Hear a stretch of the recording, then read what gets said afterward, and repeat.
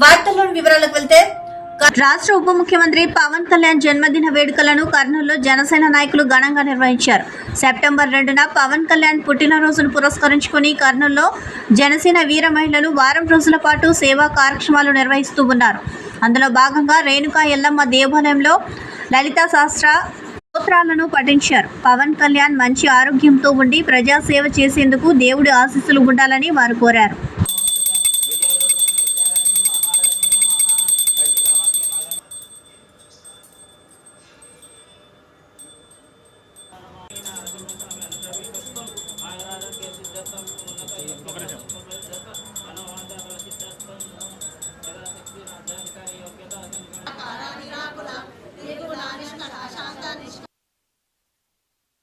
Andhra Pradesh deputy CM అయిన శ్రీ కొనిదెల పవన్ కళ్యాణ్ గారి జన్మదిన వేడుకల్లో భాగంగా వీర మహిళలందరూ కలిపి మిగిలిన మహిళలందరినీ ఒక దగ్గర చేర్చి సామూహిక లలిత సహస్రనామాలు పూజా కార్యక్రమాన్ని నిర్వహించాము. ఇది వచ్చేసి మన కర్నూలు ఇన్ఛార్జి అయిన శ్రీ షేక్ హర్షద్ గారి ఆధ్వర్యంలో నిర్వహిస్తున్నాము. ఈరోజు మొదలుకొని సెప్టెంబర్ 2వ తారీఖు వరకు ప్రతిరోజు ఒక కార్యక్రమాన్ని నిర్వహిస్తున్నాము. కులాలకు మతాలకు అతీతంగా ప్రతి ఒక్కరిని కలుపుకుంటూ పోయే కార్యక్రమాలు ఎన్నో చేస్తున్నాము. అందులో భాగంగా మొదటిగా పూజా కార్యక్రమము శుభసూచికంగా ఉంటుందనే ఉద్దేశంతో పూజా కార్యక్రమాన్ని మొదటిగా స్టార్ట్ చేశాము. రేపటి నుండి మొక్కలు నాటే కార్యక్రమము, బ్లడ్ డొనేషను, ఫుడ్ డొనేషను, ముగ్గుల కార్యక్రమాలు, నెక్స్ట్ వచ్చేసి మన సెప్టెంబర్ 2వ తారీఖు కొండారెడ్డి బుర్జు సెంటర్లో వచ్చేసి కేక్ కటింగ్ ఉంటుంది. ప్రతి ఒక్కరూ కర్నూలు నియోజకవర్గంలో ఉన్న ప్రతి ఒక్కరూ ఈ కార్యక్రమాలన్నిటికీ హాజరవ్వాల్సిందిగా కోరుతున్నాము. గత వైసీపీ పాలనలో కర్నూలు జిల్లా ఎమ్మిగనూరు మున్సిపాలిటీ శివారులో కాలనీలలో పాడైన సీసీ రోడ్లు, డ్రైనేజీలు, తాగునీటి పైప్ లైన్లు మున్సిపల్ అధికారులకు ఎన్నిసార్లు ఫిర్యాదులు చేసినా పట్టించుకోవడం లేదని, తక్షణమే ప్రజల సమస్యలు తీర్చాలని సిపిఐ పట్టణ కార్యదర్శి రంగన్న డిమాండ్ చేశారు. సిపిఐ పార్టీ ఆధ్వర్యంలో ప్రజలతో కలిసి శివారు కాలనీ సమస్యలు తీర్చాలని మున్సిపల్ కార్యాలయం ముందు ధర్నా చేపట్టారు. అనంతరం మున్సిపల్ కమిషనర్కు సమస్యలతో కూడిన వినతి పత్రం ఇచ్చారు. తక్షణమే స్పందించి ఆ సమస్యలు పరిష్కరించే కృషి చేయాల్సిందిగా విజ్ఞప్తి చేస్తాం. ఎందుకు అడుగుతున్నామంటే కోట్లాది రూపాయలు మున్సిపాలిటీ గుత్తలు వస్తున్నాయి, అదేవిధంగా మనం గుత్తలు కడుతున్నాం, కానీ కనీస సౌకర్యాలు కరువైపోయినాయి. కాబట్టి సార్ స్పందించాలని చెప్పి కూడా విజ్ఞప్తి చేస్తున్నాం. మున్సిపాలిటీ పరిధిలో శివారు ప్రాంతాలైనటువంటి Lakshmipeta, Sanjeevaiah Nagar, Raghavendra colony, minority colony, Shivan Nagar, military colony, మిగతా శివారు ప్రాంతాల్లో ప్రజలు కనీస సౌకర్యాలకు నోచుకోలేక తీవ్ర ఇబ్బందులు పడినటువంటి తరుణంలోనే ఆ శివారు ప్రాంతాలకు మౌలిక సదుపాయాలు కల్పించాలని చెప్పి భారత కమ్యూనిస్టు పార్టీ సిపిఐ ఆధ్వర్యాన్ని ఇవాళ మున్సిపల్ కార్యాలయం ముందు భారత కమ్యూనిస్టు పార్టీ సిపిఐ గాను, అదేవిధంగా ఆంధ్రప్రదేశ్ మహిళా సమైక్య NFIW ఆధ్వర్యంలో ఇవాళ ధర్నాకు పూనుకోవడం జరుగుతుంది. ఇవాళ మున్సిపల్ అధికారులకు ఒకటే విజ్ఞప్తి చేస్తున్నాం. అయ్యా, గ్రేడ్ 1 స్థాయి మున్సిపాలిటీ ఉన్నప్పటికీ కనీస కోట్లాది రూపాయలు ఇవాళ పన్నులు చెల్లిస్తున్నప్పటికీ కూడా ఎందుకు శివారు కాలనీలో మీరు తాగునీటి సమస్యను పరిష్కరించడం లేదు, డ్రైనేజ్ సమస్యను పరిష్కరించడం లేదు, సీసీ రోడ్లు వేయడం లేదు, కనీసం వీధి లైట్ స్తంభాలు లాంటివి ఏర్పాటు చేయకపోవడం, ఇవాళ అక్కడ వాళ్ళు ఏమన్నా అడవిలో బతుకుతున్నారా లేకుంటే ఏమైనా టౌన్లో బతుకుతున్నారా అని చెప్పి ఇవాళ మున్సిపల్ అధికారులను నిలదీస్తున్నాం. కాబట్టి మున్సిపల్ అధికారులు 4 చెట్లు నాటంత మాత్రాన, రోడ్డుకు కలర్ వేసేంత మాత్రాన, అదేవిధంగా రింగుల లైట్లు వేసినంత మాత్రాన ఎమ్మెనూరు పట్టణం అభివృద్ధి కాదు. క్షేత్రస్థాయిలో మౌలిక సదుపాయాలు కల్పించినప్పుడే ఎమ్మెనూరు పట్టణం అభివృద్ధి చెందుతుందని చెప్పి ఆ విషయాన్ని మున్సిపల్ అధికారులు గుర్తించుకోవాలని చెప్పి కూడా ఇవాళ సిపిఐగా మేము డిమాండ్ చేస్తాం. కాబట్టి తక్షణమే క్షేత్రస్థాయిలో ఉన్నటువంటి మౌలిక సదుపాయాలు కల్పించకపోతే భవిష్యత్ పోరాటానికి నాంది పలుకుతామని చెప్పి తెలియజేస్తున్నాం. నా పేరు రంగన్న, సిపిఐ పట్టణ కార్యదర్శి. హీరో అక్కినేని నాగార్జున అడ్వాన్స్ జన్మదిన వేడుకలు కర్నూలులో ఘనంగా నిర్వహించారు. నగరంలోని ఆర్ఎస్ రోడ్ నందు నాగార్జున అభిమాని ఇమ్మి ఆధ్వర్యంలో కేక్ కటింగ్ కార్యక్రమం చేపట్టారు. ముందుగా కేక్ కట్ చేసి సంబరాలు జరుపుకున్నారు. ఈ సందర్భంగా వారు మాట్లాడుతూ ఈ నెల 29న హీరో అక్కినేని నాగార్జున జన్మదినం ఉందని, అడ్వాన్స్గా 3 రోజులు ఈ కార్యక్రమాలు చేపడతామని, నేడు విద్యార్థులకు అన్నదాన కార్యక్రమం, రేపు హాస్పిటల్లో రోగులకు పండ్ల పంపిణీ, రక్తదాన శిబిరం లాంటి పలు కార్యక్రమాలు చేపడతామని తెలిపారు. ఈ కార్యక్రమంలో అభిమాన సంఘం నేతలు, అభిమానులు పలువురు పాల్గొన్నారు. నాగార్జున అభిమానుల సంబరాలు 27, 28, 29 వరుసగా 3 రోజులు జరుపుకునేందుకు అభిమానులందరము సన్నద్ధమైనాము. మరొకసారి రేపు సాయంత్రం స్పెషల్ షో రాజ్ థియేటర్లో, కర్నూలు రాజ్ థియేటర్లో రిలీజ్ మాస్ దమ్ముంటే కాస్కో అనే సినిమా మళ్ళొకసారి మా హీరోది రిలీజ్ 4Kలో రిలీజ్ అవుతుంది. దాని సందర్భంగా అభిమానులము, మిత్రులము, మా శ్రేయోభిలాషులు అందరం కలిసి ఇక్కడ కేక్ కటింగ్ ఈరోజు నుంచి స్టార్ట్ చేసి రేపు చిన్న అంగన్వాడీ స్కూల్స్లో పిల్లలకు కేక్ కటింగ్ మిఠాయిలు పెట్టుకు ఎల్లుండి మా బాబీ చైతన్య యూత్ ప్రెసిడెంట్ ఆధ్వర్యంలో మరి భారీ ఎత్తున కేక్ కటింగు అన్నదాన కార్యక్రమాలు మొదలుపెట్టాము. ఈ 3 రోజులు ఈగేడే కాదు, ఆంధ్ర రాష్ట్రం అంతటా, దేశమంతటా, ప్రపంచమంతటా తెలుగువారు నాగార్జున అభిమానులు ఎంతో సంతోషంతో ఉత్సాహంతో మా హీరో కింగ్ నాగార్జునని బర్త్డే సెలబ్రేట్ చేసుకుంటున్నారు. మరొకసారి ఆయన ఆయురారోగ్యాలతో ఉండాలని అడ్వాన్స్గా ఆయనకు చెప్తూ ఈరోజు మరొకసారి నా జన్మదినం కూడా ఉండింది.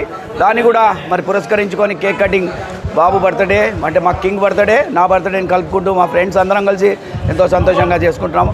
ముఖ్యంగా మా సిఎస్ఆర్ టీం మదన్న, రంగనాథ్ బాబు, గంగాధర్ గౌడ్ గారు, ఇంకా ఏదో ఉన్నారో అందరూ సిఎస్ఆర్ టీం, ఇక్కడికి వచ్చినటువంటి పత్రికా విలేకరులందరికీ మరి పేరు పేరున ఎంతో కృతజ్ఞతలు తెలుపుకుంటున్నాను. కర్నూలు జిల్లా వ్యాప్తంగా ఉన్నటువంటి ప్రభుత్వ సాంఘిక సంక్షేమ హాస్టల్స్ సమస్యలు పరిష్కరించాలని కోరుతూ కర్నూలు నగరంలో ధర్నా చౌక్ నందు ఏఐఎస్ఎఫ్ఐ జిల్లా అధ్యక్షుడు డి సోమన్న అధ్యక్షతన రీలే దీక్ష చేపట్టారు.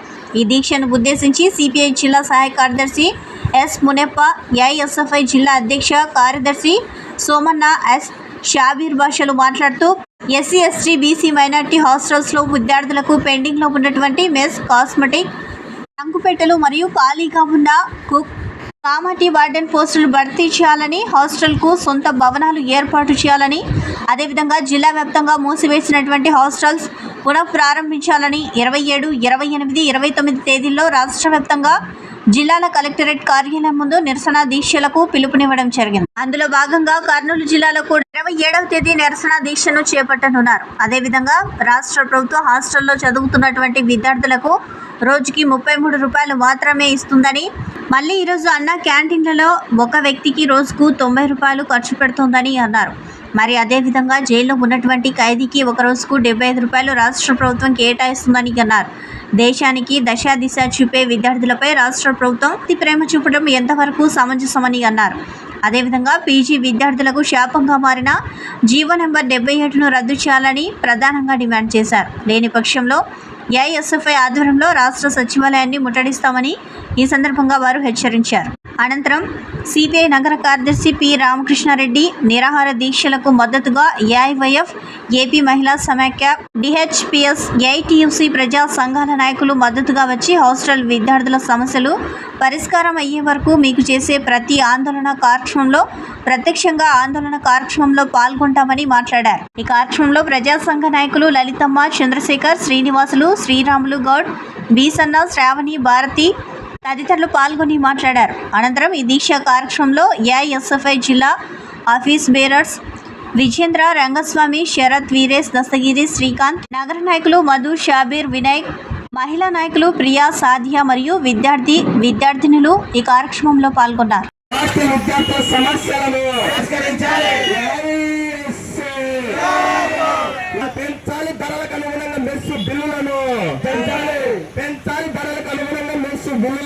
పెండింగ్ ఉన్న కాస్మెటిక్ పెండింగ్ ఉన్న బిల్లులను వెంటనే చేయాలి. హాస్టల్ ఈరోజు all India student federation ASF ఆధ్వర్యంలో సాంఘిక సంక్షేమ హాస్టల్లో నెలకొన్నటువంటి సమస్యలు పరిష్కరించాలని కోరుతూ రీలే దీక్ష చేపట్టడం జరుగుతోంది. అందులో భాగంగానే మన కర్నూలు జిల్లా వ్యాప్తంగా కూడా ఉన్నటువంటి సాంఘిక సంక్షేమ హాస్టల్లో నెలకొన్న సమస్యలు పరిష్కరించాలని చెప్పి కర్నూలు నగరం నందు యొక్క ధర్నా చౌక్ నందు రీలే దీక్ష చేపట్టడం జరుగుతోంది. ఈ దీక్ష యొక్క ముఖ్య ఉద్దేశం ఏంటంటే ఈరోజు జిల్లా వ్యాప్తంగా కూడా ఉన్నటువంటి హాస్టల్స్లో సమస్యలకు నిలయంగా మారడం జరిగింది. ఇప్పుడు ఉన్నటువంటి ప్రభుత్వం అధికారంలోకి రాకముందు మేము అధికారంలోకి వస్తే వసతి గృహాలకు పెద్ద పీట అని చెప్పి తీరా అధికారంలోకి వచ్చాక హాస్టల్ విద్యార్థులపై సౌతి ప్రేమ చూపడం చాలా దుర్గర్మైనటువంటి చర్య ఇది. కాబట్టి ఇక్కడునైనా రాష్ట్ర ప్రభుత్వం మేల్కొని పెండింగ్లో ఉన్నటువంటి మెస్, కాస్మెటిక్ బిల్లులు, అదేవిధంగా ఖాళీగా ఉన్నటువంటి కుక్కు, కామాటి వార్డెన్ పోస్టు భర్తీ చేయాలని చెప్పి ఏఎస్ఎఫ్ మేము ప్రధానంగా డిమాండ్ చేస్తూ ఉన్నాం. లేని పక్షంలో కూడా రాబోయేటువంటి రోజుల్లో హాస్టల్ సమస్యలు పరిష్కరించకపోతే మీ యొక్క సెక్రటరీ ముట్టడి కూడా ఆల్ ఇండియా స్టూడెంట్ ఫెడరేషన్ శ్రీకారం చుట్టని చెప్పి ఈ సందర్భంగా హెచ్చరిస్తున్నాం. షాబీర్ భాషా, ఏఎస్ఎఫ్ జిల్లా ప్రధాన కార్యదర్శి. వైఎస్ఆర్సీపీ పార్టీ అధికారంలో ఉన్నప్పుడు రియల్ ఎస్టేట్ మాఫియా కొనసాగిందని తెలుగుదేశం పార్టీ సీనియర్ నాయకులు బైరెడ్డి రాజశేఖర రెడ్డి కర్నూలులో అన్నారు. కర్నూలులో ఆయన మీడియా సమావేశంలో ఆయన మాట్లాడుతూ గుడికి ఇచ్చిన మాన్యాన్ని హంద్రీ నది ప్రాంతాన్ని సైతం అక్రమంగా కబ్జా చేసుకున్నారని అన్నారు. సర్వే నంబర్లు మార్చి రిజిస్ట్రేషన్లు చేయించుకున్నారని వైరెడ్డి తెలిపారు. త్వరలో రెవెన్యూ సదస్సులు జరుగుతాయని, ఈ కార్యక్రమంలో బాధితులు ముందుకు వచ్చి సమస్యలు అధికారుల దృష్టికి తీసుకుని రావాలని ఆయన బాధితులను కోరారు. ఈ రెవెన్యూ సదస్సుల వల్ల మాజీ ముఖ్యమంత్రి జగన్మోహన్ రెడ్డి చేసిన అరాచకాలు బయటికి వస్తాయని అన్నారు. జగన్మోహన్ రెడ్డి చేసిన అక్రమాలు దేవుడు కూడా క్షమించరని బైరెడ్డి అన్నారు. కర్నూలు, నంద్యాల జిల్లాలలో జరిగిన కబ్జాలపై విచారణ చేయాలని ఆయన డిమాండ్ చేశారు. దేవుళ్లకు చెందిన భూములపై దేవాదాయ శాఖ మంత్రి ఆనం రామనారాయణ రెడ్డి ప్రత్యేక దృష్టి పెట్టాలని అన్నారు. ఆంధ్రప్రదేశ్ రాష్ట్రంలో హైదరాబాద్ తరహా హైడ్రా ఏర్పాటు చేసి కర్నూలు, నంద్యాల జిల్లాలలో అక్రమంగా నిర్మించిన కట్టడాలను కూల్చివేయాలని అన్నారు. కల్లూరు వక్కేరవాగును పాణ్యం మాజీ ఎమ్మెల్యే కాట్సాని రాంభూపాల్ రెడ్డి ఆక్రమించుకొని ఇల్లు నిర్మించుకున్నారని తెలిపారు. మీ యొక్క సమాచారం ఏమున్నా కూడా అక్కడ నమోదు చేయవలసిందిగా రెవెన్యూ సదస్సులో వస్తున్న అధికారుల దృష్టికి తీసుకుపోవలసిందిగా నేను మనవి చేస్తున్నా. ఇది ఒక మంచి అవకాశం. గతంలో జగన్మోహన్ రెడ్డి గారు మరి చేసిన నిర్వాకాలు, చేసినటువంటి కబ్జాలు, చేసినటువంటివన్నీ కూడా బయటకు వస్తాయి. న్యాయం జరుగుతుంది ఈ రెవెన్యూ సదస్సుల వల్ల అని చెప్పి ప్రజానీకానికి నేను తెలియజేస్తున్నా. అది తిరుపతిలో ఉండొచ్చు, లేకపోతే ఎక్కడైనా సరే, అవి ఏ ప్రాంతంలోనైనా ఇవి తవ్వే కొద్దీ దొరుకుతూనే ఉన్నాయి ఇటువంటి కబ్జా నిర్వాకాలు. కాబట్టి ప్రజల మీద కూడా బాధ్యత ఉంది. మీరు రెవెన్యూ సదస్సు ద్వారా ఈ సెటిల్మెంట్ చేసుకోవాల్సిందిగా, మీరు సమస్యల పరిష్కారం చేసుకోవాల్సిందిగా నేను విజ్ఞప్తి చేస్తున్నా. మరొకసారి శ్రీ రాఘవేంద్ర స్వామి మఠంలో national classic dance academy, Chinnarayapatnam Hassan సంయుక్తం ఆధ్వర్యంలో శ్రీ గురువుల ఆశీస్సులతో మంత్రాలయంలో రాఘవేంద్ర స్వామి వారి మఠం ముందు కారిడార్లో సాయంత్రం 5 గంటలకు ప్రపంచం నలుమూలల నుంచి 350 మందికి పైగా నృత్య కళాకారులు ఒకే వేదికపైకి తీసుకువచ్చి ఏకకాలంలో నృత్యం చేయనున్నారు.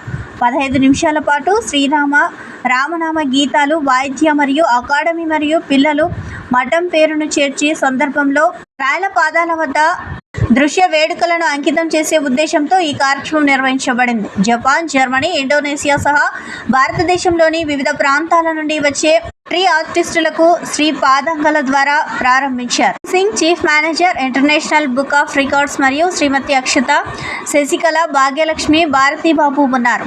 National classic dance academy general secretary doctor Swathi P. Bharadwaj తదితరులు ఈ కార్యక్రమంలో పాల్గొన్నారు.